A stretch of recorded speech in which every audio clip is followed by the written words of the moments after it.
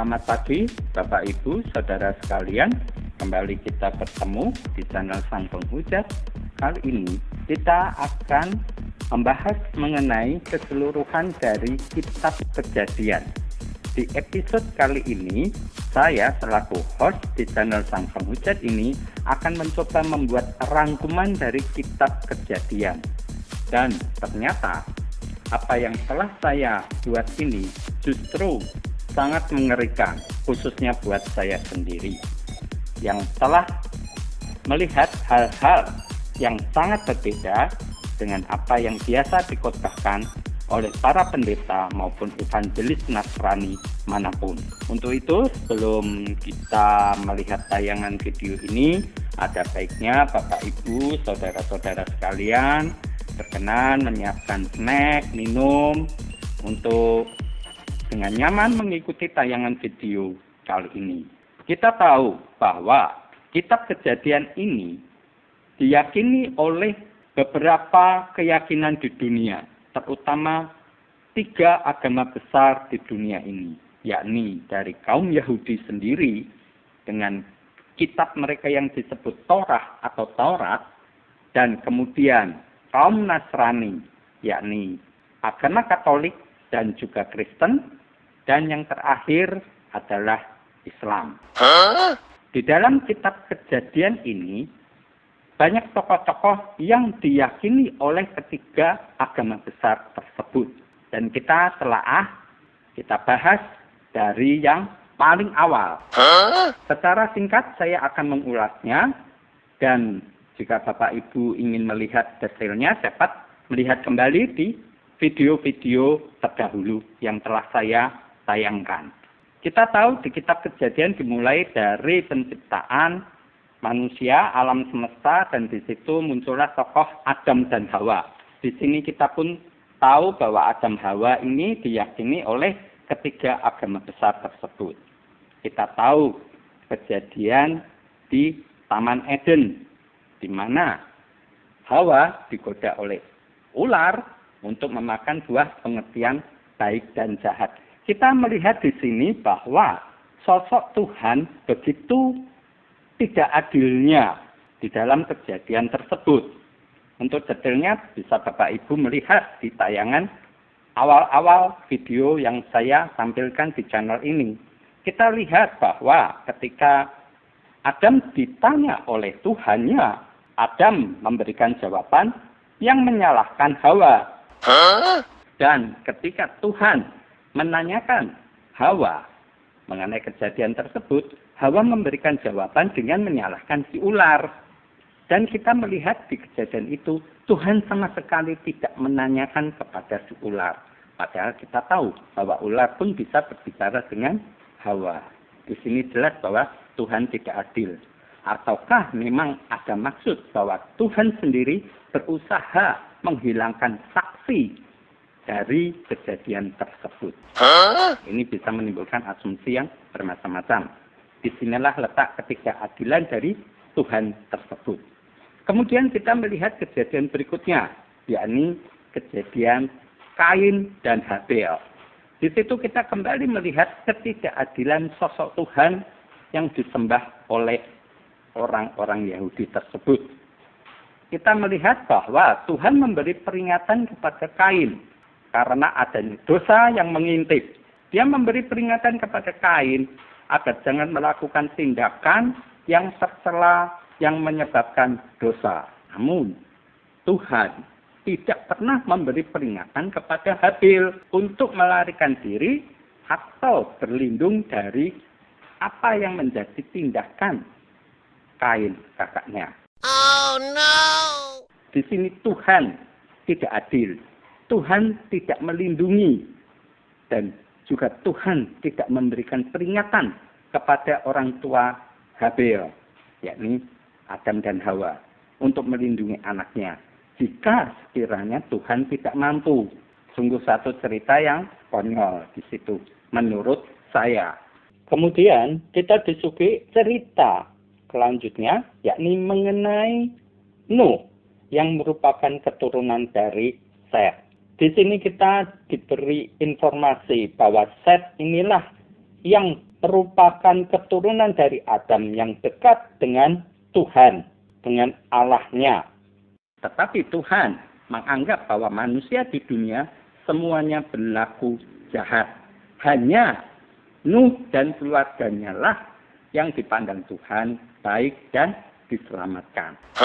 Di sini kita melihat satu kejanggalan yang telah saya ceritakan, saya ungkapkan di video saya terdahulu, bahwa Nuh dengan keluarganya hanya 8 orang, 4 laki-laki dan 4 perempuan, membuat bahtera, membuat kapal.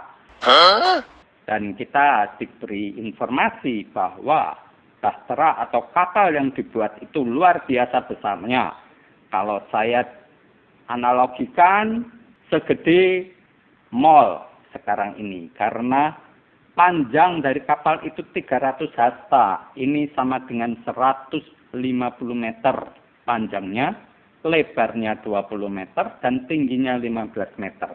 Bayangkan hanya 4 laki-laki dan 4 perempuan membuat kapal segede mall untuk zaman sekarang ini. Nalar atau tidak?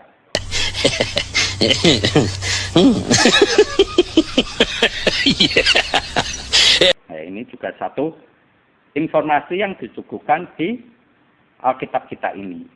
Dilanjutkan lagi ketika setelah kejadian air bah yang mematikan seluruh umat manusia, Nuh melakukan sesuatu yang boleh dikata tidak senonoh, bahwa dia tidur dalam keadaan telanjang karena mabuk. Sehingga auratnya dilihat oleh anaknya, yakni Ham. Namun anehnya bahwa Nuh ketika tersadar, dia memberikan kutukan kepada cucunya, yakni Kanaan, yang pada saat itu belum ada. Ini adalah cerita konyol berikutnya. Karena kita tahu bahwa kutukan itu disebabkan oleh satu tindakan yang menyebabkan seseorang mengalami kutukan. Lantas, apa yang dilakukan oleh Kanaan? Ini sama sekali tidak pernah diungkapkan di Alkitab kita ini. Dan juga tidak pernah disebutkan oleh para teolog kita. Oh no! Kejadian berikutnya adalah yang saya paling soroti, yakni mengenai Abram atau Abraham. Tokoh-tokoh yang saya sebutkan tadi, Adam, Hawa, Kain, Habel, Nuh, dan kemudian Abraham ini sangat disorot oleh 3 keyakinan besar yang saya sebutkan tadi, yakni Yahudi atau Israel sekarang ini, umat Nasrani, baik Katolik maupun Kristen, dan juga umat Muslim. Tokoh-tokoh yang saya sebutkan inilah yang menjadi landasan dari iman mereka selama ini. Dan justru di Alkitab kita ini, kita disuguhi satu bukti nyata, sesuatu yang sangat mencengangkan. Mengenai Abraham, kita tahu bahwa Abraham tinggal di Ur Kasdim dan kemudian dia diperintahkan Tuhan, Allahnya, untuk keluar dari Ur Kasdim karena diberi janji. Janji apakah yang diberikan kepada Abram atau Abraham? Ini dapat kita lihat di pasal ke-13. Di pasal ke-13, mulai dari ayat 14 hingga ke-17. Di situ Bapak Ibu bisa melihat ayat yang saya tampilkan ini. Bahwa Tuhan akan memberikan negeri yang dilihat oleh Abraham. Di sini di ayat ke-15 disebutkan, sebab seluruh negeri yang kau lihat itu akan kuberikan kepadamu dan kepada keturunanmu untuk selama-lamanya. Di sini jelas saya beri warna yang berbeda, yakni janji Tuhan kepada Abram, yakni kuberikan kepadamu. Jadi diberikan kepada Abraham dan juga kepada keturunannya. Dan begitu juga dilanjutkan di ayat ke-17. Jalanilah negeri itu menurut panjang dan lebarnya, sebab kepadamulah akan kuberikan negeri itu. Di sini diulang lagi janji Tuhan untuk memberikan negeri itu kepada Abraham. Dan di pasal ke-15 ayat ke-7 di sini Tuhan pun mengulangi janjinya. Akulah Tuhan yang membawa engkau keluar dari Ur Kasdim untuk memberikan negeri ini kepadamu menjadi milikmu. Negeri apakah yang diberikan kepada Abraham? Di sini Tuhan menjanjikan yakni negeri Kanaan. Dan ini Bapak Ibu bisa melihat di episode terdahulu mengenai ulasan-ulasan di pasal ke-13 dan 15. Dan di ayat ke-18 pada pasal 15 di situ Tuhan diinformasikan mengadakan perjanjian dengan Abram, dan Tuhan ini berfirman kembali, kepada keturunanmu lah kuberikan negeri ini, mulai dari sungai Mesir sampai sungai yang besar itu, sungai Efrat, yakni tanah orang Keni, orang Kenas, orang Kadmon, orang Het, orang Feris, orang Refaim, orang Amori, orang Kanaan, orang Girgasi, dan orang Yebus. Ada 10 suku yang tanahnya akan diberikan kepada Abraham atau Abram dan keturunannya. Hanya di ayat ke-18 ini tidak disebutkan untuk Abraham, tetapi kepada keturunannya. Tapi kita melihat bahwa di pasal sebelumnya, di pasal 13 dan 15, jelas-jelas bahwa Tuhan menjanjikan kepada Abram atau Abraham dan juga kepada keturunannya, yakni tanah atau negeri yang disebut Kanaan dan juga keturunan seperti bintang di langit. Dan kita lihat lagi di pasal ke-17, di sini Tuhan mengulangi janjinya kepada Abraham. Dari tadi sudah ada janji-janji di pasal 13 dan 15. Sekarang di pasal ke-17 Tuhan mengulangi janjinya kepada Abraham ini. Kita lihat di pasal 17 ayat 4 dan 5 ini. Dari pihakku inilah perjanjianku dengan engkau. Engkau akan menjadi bapa sejumlah besar bangsa. Karena itu namamu bukan lagi Abram, melainkan Abraham. Karena engkau telah kutetapkan menjadi bapa sejumlah besar bangsa. Dan di ayat ke-8, di sini tertulis, kepadamu dan kepada keturunanmu akan kuberikan negeri ini, yang kau diami sebagai orang asing, yakni seluruh tanah Kanaan akan kuberikan menjadi milikmu untuk selama-lamanya, dan aku akan menjadi Allah mereka. Di sini kita melihat juga janjinya kepada Abraham, karena kepadamu, mu-nya diulang lagi di sini di pasal ke-17. Dan kita lihat juga janji Tuhan di ayat ke-20. Di sini Tuhan menjanjikan untuk Ismail. Tentang Ismail, aku telah mendengarkan permintaanmu. Ia akan kuberkati, kubuat beranak cucu, dan sangat banyak. Ia akan memperanakkan 12 raja, dan aku akan membuatnya menjadi bangsa yang besar. Dilanjutkan lagi di ayat ke-21. Tetapi perjanjianku akan kuadakan dengan Ishak, yang akan dilahirkan Sarah bagimu tahun yang akan datang pada waktu seperti ini juga. Jadi janji yang Tuhan Allah berikan kepada Abraham itu akan diteruskan oleh keturunan Ishak. Jadi keturunan dari Ishaklah yang akan memiliki negeri yang dijanjikan oleh si Tuhan ini, yang disembah oleh orang-orang Yahudi. Oh no! Sementara kepada Ismail hanya dijanjikan keturunannya akan menjadi 12 raja dan menjadi bangsa yang besar.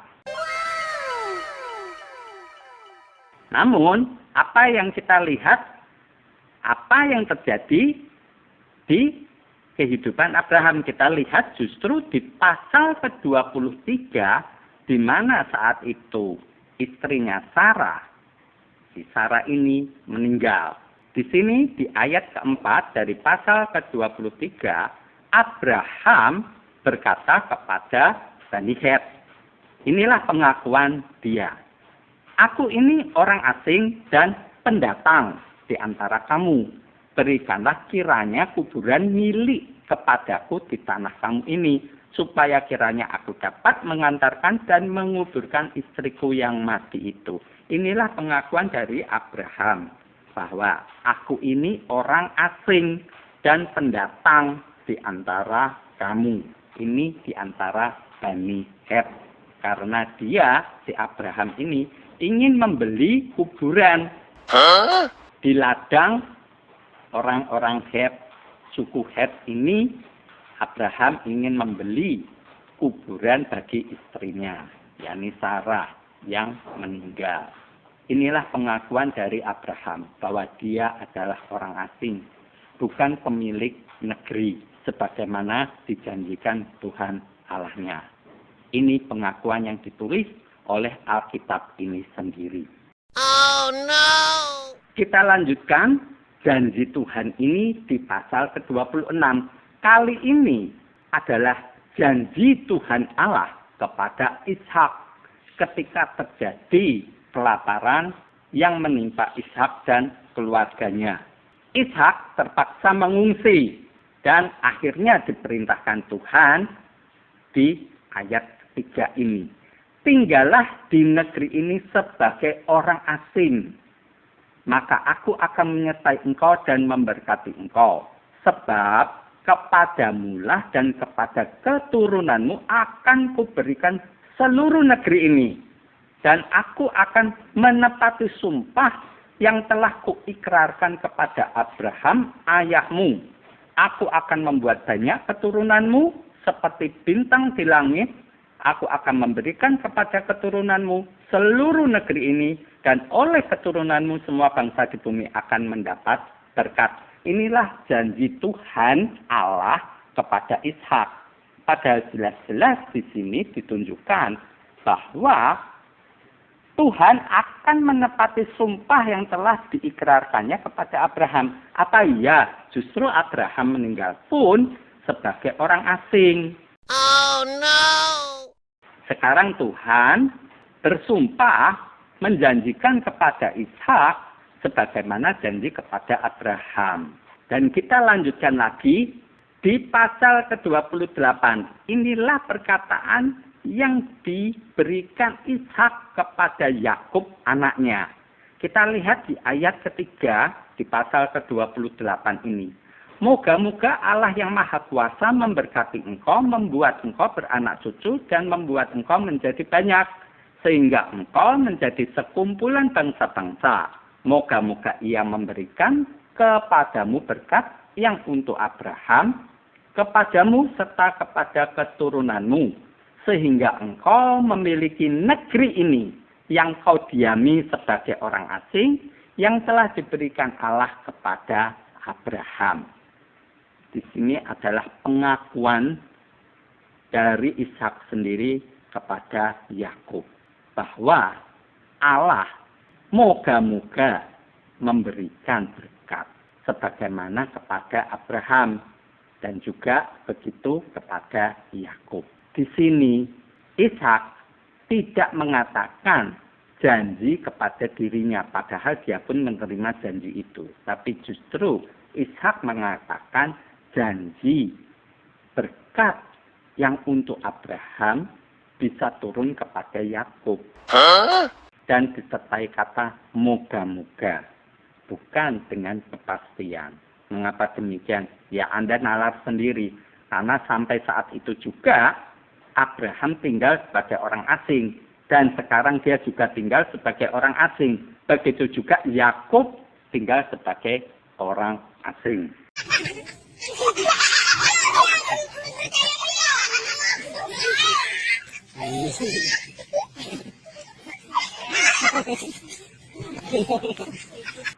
Kita lanjutkan. Masih di pasal ke-28 ini, di ayat ke-13. Disinilah Tuhan Allah berjanji kepada Yakub. Jika sebelumnya kita melihat Tuhan Allah berjanji kepada Abraham, kemudian kepada Ishak, sekarang kepada Yakub. Berdirilah Tuhan di sampingnya dan berfirman, Akulah Tuhan, Allah Abraham, nenekmu dan Allah Ishak. Tanah tempat engkau berbaring ini akan kuberikan kepadamu dan kepada keturunanmu. Ini saya beri warna berbeda karena janji Tuhan ini kepada Yakub dan keturunannya. Kuberikan kepadamu tanah tempat engkau berbaring. Apakah benar demikian Bapak Ibu?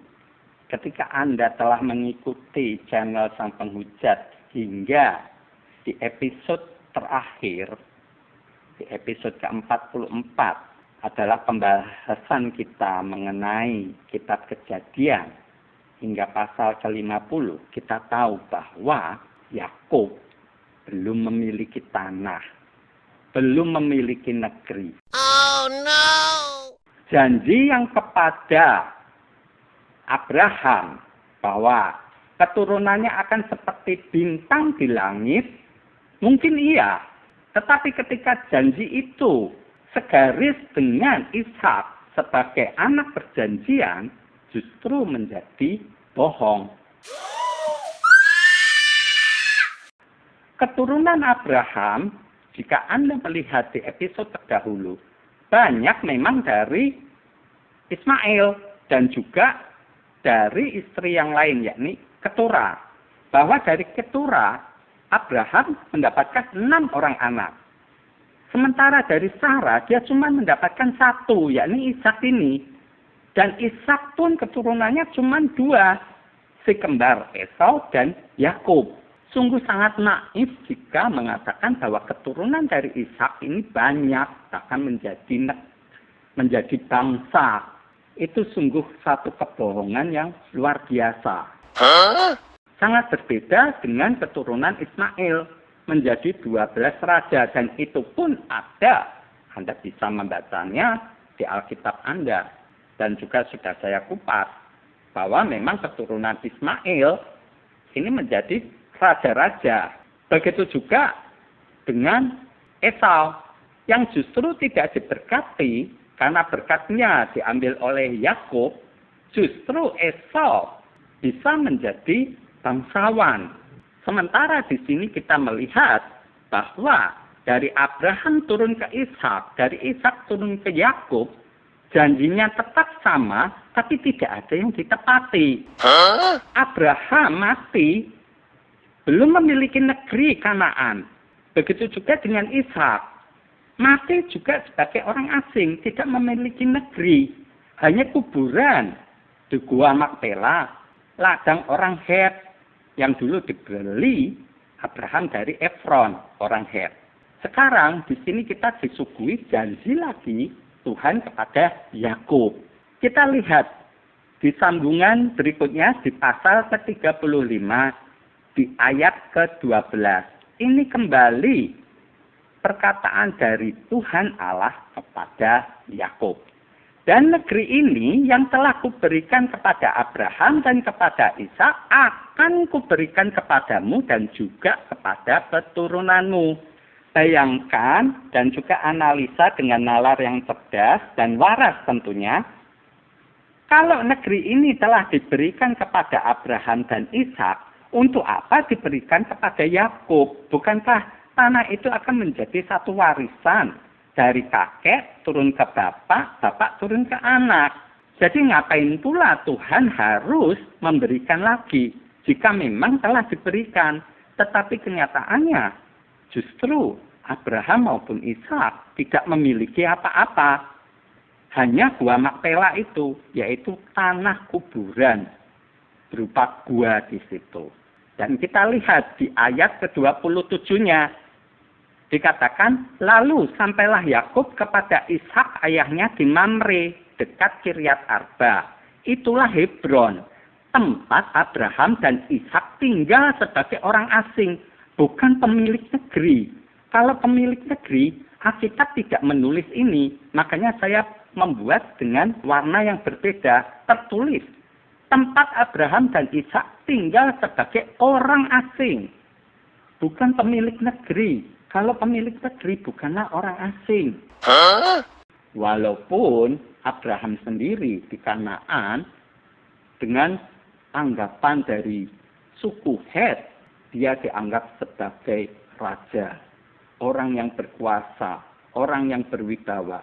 Tetapi Abraham sendiri menyatakan diri sebagai orang asing. Dia bukan pemilik negeri. Begitu juga dengan Ishak. Dan itu dikuatkan di pasal ke-30 ayat 1. Ini informasi yang ditulis sendiri oleh Alkitab kita ini. Adapun Yakub, ia diam di negeri penumpangan ayahnya, yakni di tanah Kanaan. Jadi bapaknya, si Ishak ini hanya numpang, bukan pemilik negeri. Hanya sebagai orang asing. Dan kita tahu endingnya bagaimana dengan Yakub ini.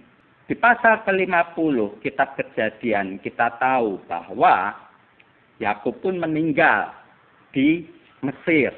Begitu juga dengan Yusuf anaknya. Meninggal di Mesir. Keturunannya kembali ke Mesir ketika setelah menguburkan Yakub. Jika memang mereka memiliki negeri sebagaimana yang dikatakan Tuhan Allah yang berjanji kepada Abraham, kepada Ishak, dan juga kepada Yakub bahwa memiliki negeri di tanah Kanaan, tentunya keturunannya tidak akan nebeng, tidak akan tinggal di Mesir. Mereka akan balik karena punya negeri sendiri. Nalar kan di sini, Anda dapat melihat sendiri. Inilah yang ditulis, informasi yang luar biasa di Alkitab kita ini. Ayat-ayat di mana ada janji ilahi yang disebut Tuhan Allah oleh orang-orang Yahudi, orang Israel sekarang ini kepada Abraham, Ishak, dan Yakub hanyalah perkataan-perkataan bohong, janji-janji palsu. Ini adalah Tuhan PHP, pemberi harapan palsu. Bahkan sampai mati ketika tokoh ini tidak memiliki negeri. Karena terbukti sampai terakhirnya Yakub tinggal di Mesir, nebeng di sana. Karena sebelumnya terjadi bencana kelaparan di Kanaan. Janji-janji yang ditulis di kitab Kejadian ini, yang dilakukan oleh sosok yang disebut Tuhan Allah, atau yang biasa juga dikatakan YHWH atau Yahweh, orang Yahudi, sesembahan orang Yahudi, ternyata hoax, ternyata bohong. Kalau orang Jawa ngomong, ini dobol.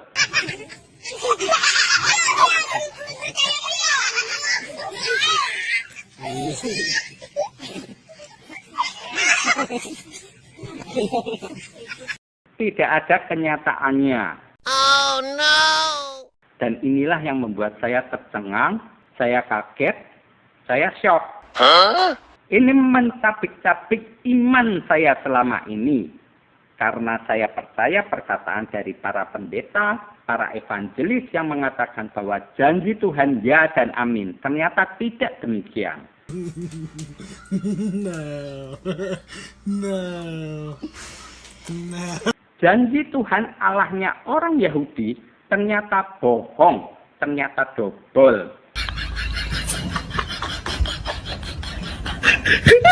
Dia menjanjikan kepada Abraham, Ishak, Yakub tanah yang menjadi milik mereka. Tanah Kanaan dari 10 suku. Tapi nyatanya sampai mati mereka hanya memiliki tanah kuburan. Gua Makpela di ladang orang Het yang dibeli oleh Abraham. Tanah kuburan Bapak Ibu, bukan negeri. Apa Anda yang mau hanya dijanjiin begitu tapi ternyata dapatnya kuburan? Oh no. Ini jelas-jelas menyakitkan hati saya bahwa perkataan pendeta-pendeta para evangelis Kristen ternyata dobol.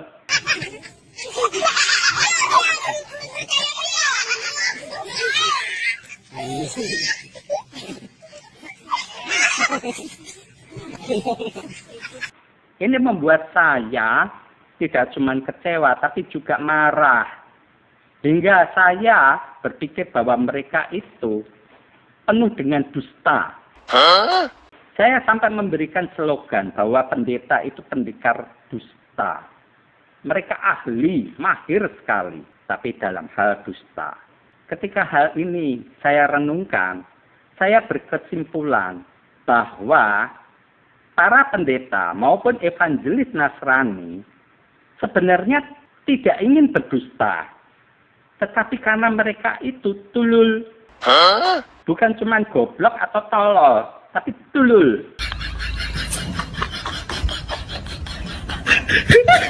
Mereka tidak membaca sendiri Alkitab mereka lagi. Mereka hanya berkhotbah ngoceh seenaknya karena memang ajaran dogma-dogma yang diterima dari seniornya. Pendeta-pendeta yang sudah kolot-kolot, sudah tua-tua, bahkan sudah mati. Mereka memberikan khotbah-khotbah yang mereka sendiri tidak pernah mengerti. Inilah justru di abad-abad ini membahagiakan kita sebenarnya bahwa dengan teknologi yang luar biasa, dengan adanya handphone, gadget, komputer, internet, kita dengan mudah mendapatkan informasi. Kita menganalisa dengan lebih tepat. Dan di sini kita bisa melihat bahwa memang terdapat ayat-ayat yang menyesatkan kita. Kebohongan-kebohongan yang memang sengaja diselipkan. Cerita-cerita memang yang membuat kita kacau nantinya. Dan ini juga akhirnya mengungkapkan pengetahuan yang berbeda kepada diri saya sendiri. Inilah yang bisa menjadi jawaban bagi saya. Mengapa yang namanya Yesus ditolak oleh orang Yahudi sebagai Mesias? Ini nanti akan saya berikan jabarannya di episode-episode mendatang. Ketika kita sudah mulai menguak mengenai Yesus itu sendiri. Rangkuman ini saya buat semata-mata menunjukkan kepada Anda kebohongan-kebohongan yang ada. Kesesatan-kesesatan dari khotbah-khotbah yang diberikan para pendeta, para evangelis. Karena mereka tidak tahu. Bukan cuma tulul. Tapi mereka sendiri munafik. Mereka meminta jemaatnya untuk membaca Alkitab. Tapi mereka sendiri tidak membaca. Kalau mereka membaca, pasti seperti saya. Tahu kebohongannya. Terungkap. Ayat demi ayat, pasal demi pasal. Sehingga mereka tahu bahwa janji Tuhan Allahnya orang Israel atau orang Yahudi yang disebut YHWH alias Yahweh hanya hoax, dobol, tidak pernah terbukti. Inilah mengapa yang saya katakan, berhati-hatilah ketika memberikan asumsi. Jangan yok-yoko, itu istilah orang Jawa. Sok-sokan yakin. Ketika benar-benar kita debat, kita telaah dengan teliti, ketahuanlah bahwa semua itu bohong. What?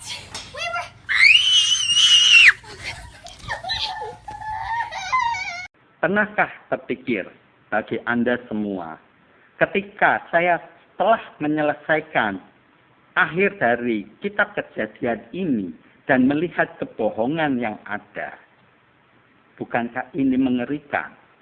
Bahwa landasan keyakinan dari 3 agama besar, yakni orang Yahudi sendiri dengan Taurahnya, kemudian Nasrani, Kristen Katolik dengan Alkitabnya, dan terakhir orang Islam dengan Al-Qurannya, mereka sama-sama mengambil sumber yang sama, yakni Taurah itu sendiri atau Taurat. Dan jika Tauratnya itu berisi kebohongan, apa yang ada di dalam pikiran Anda? Silahkan Anda renungkan lebih jauh mengenai ini. Jadi, saran saya, mulai saat ini setelah Anda melihat episode ini, rangkuman dari kitab Kejadian ini, Jangan pernah-pernah untuk mencaci maki agama orang lain, apapun itu.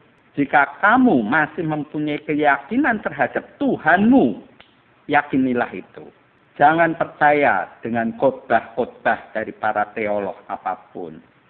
Lihatlah landasan cara mereka berpikir. Jika mereka berlandaskan dari kitab-kitab buku-buku mereka, pelajarilah buku-buku mereka. Seperti yang saya lakukan ini. Pelajari ayat demi ayat, pasal demi pasal. Serang terus para teolog itu dengan pertanyaan-pertanyaan yang mungkin muncul ketika Anda mempelajari kitab-kitab mereka. Jika mereka memberikan jawaban dengan emosi, tinggalkan ajaran mereka. Oh no!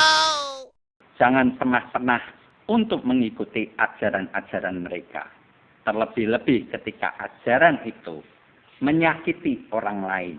Semoga apa yang telah saya berikan kepada Anda kali ini di video tayangan ini dapat benar-benar membuka cara berpikir Anda menjadi benar-benar cerdas dan mengerti sebenar-benarnya dari kitab yang kita sebut Alkitab ini. Karena Alkitab yang kita bahas ini adalah kitab Kejadian yang disebut Taurat atau Torahnya orang Yahudi.